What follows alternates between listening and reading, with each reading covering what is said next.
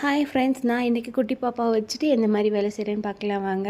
காலையில் டிஃபன் சாப்பிட்ட அப்புறம் ஒரு 11 மணிக்கு போல் பாலாற்றி குடிச்சிருவேன். அதுக்கப்புறமா தான் லஞ்ச் ரெடி பண்ணுவேன். அன்றைக்கி காலையிலே குழம்பு பொரியல்னு எல்லா வேலையும் முடிச்சாச்சு. அதனால சாப்பாட்டுக்கு தேவையான அரிசியை மட்டும் ஊற வச்சுட்டு கொஞ்சம் பாத்திரம் இருந்தது, அதை எடுத்து அரேஞ்ச் பண்ணி வச்சுட்டு அப்புறம் சிங்கில் கொஞ்சம் பாத்திரம் இருந்தது, அதையுமே வாஷ் பண்ணி வச்சுட்டேன்.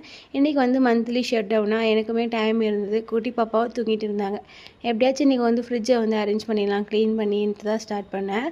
கிட்டத்தட்ட ஒரு 3 மாதமாகவே நான் வீட்டில் எந்த ஒரு க்ளீனிங் ஒர்க்குமே பார்க்கல. டெலிவரி ஆனதுலேருந்து அந்த ஸ்டிச்சஸ் பெயின் அது எல்லாமே எனக்கு இருந்தனால நான் எந்த ஒரு க்ளீனிங் ஒர்க்கும் பார்க்கல. இப்போ தான் கொஞ்சம் கொஞ்சமாக செஞ்சுட்டு வரேன். மொத்தமாக எல்லாத்தையும் ஒரே முட்டை செய்யாமல் கொஞ்சம் கொஞ்சமாக செஞ்சுக்கிறேன். ஏன்னா எல்லாத்தையும் ஒரே முட்டை எடுத்துட்டோம்னா குட்டி பாப்பா எழுந்துடுறாங்க, அது பாதியிலே விடுற மாதிரி இருக்குது.